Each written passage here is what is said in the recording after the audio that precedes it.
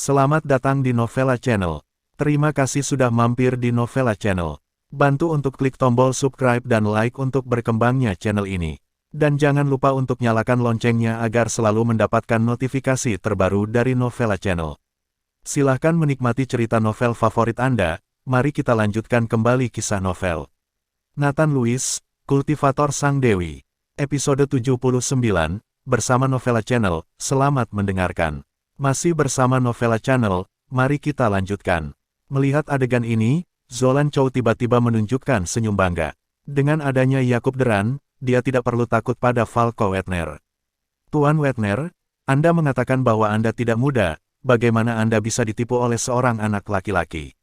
Anda tahu, ini untuk putra pemimpin. Jika ada kesalahan, bisakah Anda menanggungnya?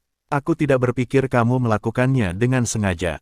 Mencari Nathan Lewis ini, dan kemudian dengan sengaja memperlakukan putra pemimpin secara tidak sengaja, menyebabkan kecelakaan pada putra pemimpin, kan? Hati macam apa yang kamu lakukan? Zolan Chow bertanya kepada Falco Wetner dengan cibiran. Zolan Chow, omong kosong apa yang kamu bicarakan? Bagaimana saya bisa sengaja menyebabkan kecelakaan pada putra pemimpin? Jangan mengoceh, Tuan Nathan benar-benar memiliki kemampuan itu. Melihat Zolan Chow tiba-tiba meragukan dirinya, Falco Wetner berteriak dalam keadaan panik. Apakah kamu memiliki kemampuan itu atau tidak, itu terserah kamu, dan kami belum melihatnya. Jika kamu berpikir bahwa Nathan Lewis benar-benar memiliki kemampuan, maka biarkan dia juga berbicara tentang apa yang terjadi pada putra pemimpin. Bukankah dia bermaksud Tuan Bao apakah hanya setengah benar? Zolan Chow sengaja menggunakan taktik agresif, dia tidak percaya bahwa Nathan Lewis lebih mampu daripada Hugo Bao. Hugo Bao tidak dapat melihat alasannya, tetapi Nathan Lewis dapat melihatnya. Tuan Nathan, Falco Wetner memandang Nathan Lewis, berharap Nathan Lewis akan bergerak untuk meyakinkan beberapa orang, terutama untuk meyakinkan Yakub Deran.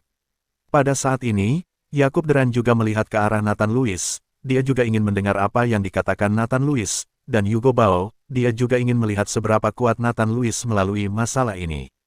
Melihat semua orang memandangnya, Nathan Lewis duduk perlahan di kursi di sampingnya, lalu berkata, putra pemimpin digigit serangga beracun. Jika jari Anda tidak dapat mengurangi peradangan dan membekukan darah, itu tidak akan memakan waktu lama. Aku bahkan tidak bisa memegang satu tangan. Hal lain adalah putra pemimpin itu terbaring di tempat tidur, yang tidak ada hubungannya dengan keracunan serangga beracun, dia hanya menjadi seperti ini karena kerusakan mentalnya. Nathan Lewis dijelaskan, kerusakan mental. Yakub Deran terkejut. Tuan Nathan, ada apa dengan kerusakan mental? Falco Wetner bertanya dengan rasa ingin tahu. Kerusakan mental berarti ketakutan, menyebabkan kegilaan, dan itulah mengapa dia tidak sadarkan diri, jelas Nathan Lewis. Kehabisan semangat. Kali ini, Falco Wetner dan Yakub Deran tertegun, dan Zolan Chow juga tertegun. Mereka bukan penyihir atau biksu, jadi mereka tidak memahami hal-hal seperti lumpuh, dan mereka tidak dapat memikirkannya. Hahaha, Nathan Lewis, saya pikir Anda berbicara omong kosong. Tahukah Anda bahwa Tuan Bao dikenal sebagai ahli sihir nomor 1 di China dan Hong Kong? Jika putra pemimpin benar-benar gila dan ketakutan, apakah dia tidak akan bisa melihatnya? Bukankah kamu ini hanya berpura-pura, berpikir bahwa ini akan membodohi semua orang? Setelah beberapa saat, Zolan Chow tersadar, tertawa dan mengejek. Yakub Deran juga tidak mempercayai Nathan Lewis, lagi pula, apa yang dikatakan Nathan Lewis terlalu santai, dan dia langsung mengatakan bahwa putranya ketakutan seperti ini, yang membuat Yakub Deran sangat tidak puas. Dia tidak bisa melihatnya, dia hanya bisa mengatakan bahwa dia sia-sia. Dia adalah master sihir nomor 1 di China dan Hong Kong, dan dia tidak tahu malu. Nathan Lewis mengangkat sudut mulutnya, dan berkata dengan jijik, Nathan Lewis, jangan bicara terlalu cepat di sini. Karena kamu tahu penyakit putra pemimpin, maka kamu datang dan sembuhkan dia. Jika kamu sembuh, aku, Hugo Bao, akan bersujud kepadamu dan meminta maaf. Jika kamu tidak bisa, aku akan mengusirmu. Lalu aku mencari seseorang untuk mendorongmu ke sungai, kata Hugo Bao dengan wajah muram. Tidak, tidak, Yakub Deran buru-buru berdiri dan menghentikannya, anakku bukan kelinci percobaan, jangan bertaruh padanya. Setelah Yakub Deran selesai berbicara, dia memandang Falco Weidner. Falco Weidner, bawa segera Nathan Lewis pergi, ini perintah.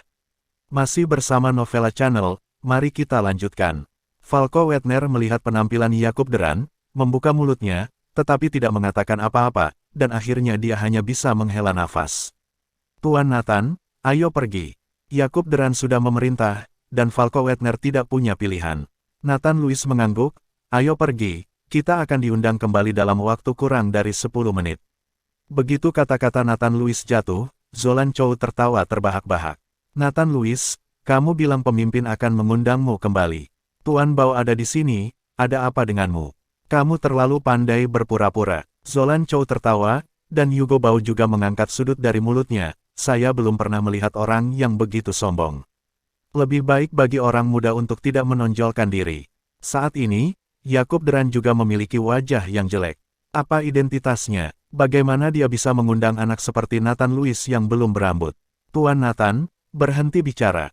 Hati Falco Weidner sedikit bergetar, dia takut Nathan Lewis akan mengganggu Yakub Deran. Falco Weidner, masalah hari ini, aku menganggapnya sebagai kesalahanmu yang tidak disengaja.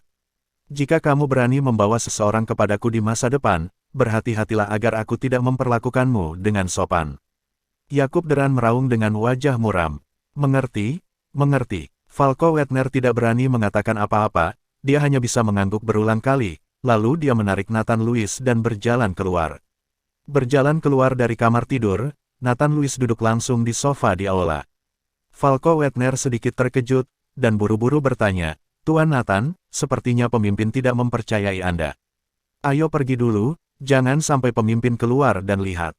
Itu berarti meminta Falco Weidner untuk membawa Nathan Lewis pergi, tidak membiarkan mereka duduk di aula. Sekarang Nathan Lewis duduk di aula dan tidak akan pergi. Jika Yakub Deran melihat ini, dia tidak akan punya cara untuk menjelaskannya. Jika kita pergi, putranya akan mati. Setelah aku memberitahunya selama 10 menit, seseorang akan mengundang kita masuk. Itu pasti akan terjadi. Kepala penegak Weidner tidak perlu panik, duduk saja dengan tenang. Kata Nathan Lewis, tiba-tiba dia menuangkan secangkir teh untuk dirinya sendiri, dan menuangkan secangkir lagi untuk Tuan Weidner. Melihat Nathan Lewis begitu percaya diri, Falco Weidner mengertakkan gigi memikirkan status Nathan Lewis sebagai biksu, dan Tuan Weidner juga duduk, mempertaruhkan nyawanya untuk menemani pria itu. Saat Nathan Lewis sedang minum teh dengan Tuan Weidner di aula luar, Yakub Deran di dalam ruangan menatap Hugo Bao dengan memohon dan berkata, Tuan Bao, nyawa anakku ada di tanganmu. Aku akan sangat berterima kasih kepada Tuan Bao atas menyadarkan putraku, dan aku juga akan mengadakan konferensi mantra sihir untuk Tuan Bao di ibu kota, sehingga reputasi Tuan Bao akan tersebar di ibu kota. Sikap Yakub Deran sangat rendah hati, tetapi Hugo Bao tahu semakin banyak Yakub Deran seperti ini, semakin besar bahaya yang akan ditanggungnya. Jika putra Yakub Deran dapat diselamatkan, semua orang akan senang, tetapi jika situasi ini tidak dapat diselamatkan, baik dia maupun Zolan Chow tidak akan dapat pergi. Pemimpin Deran, jangan khawatir, saya akan melakukan yang terbaik. Saya yakin racun serangga beracun di desa Miao. Hugo Bao masih yakin di dalam hatinya. Dia telah menyembuhkan orang yang digigit oleh serangga beracun. Kalau begitu silahkan Tuan Bao untuk bertindak.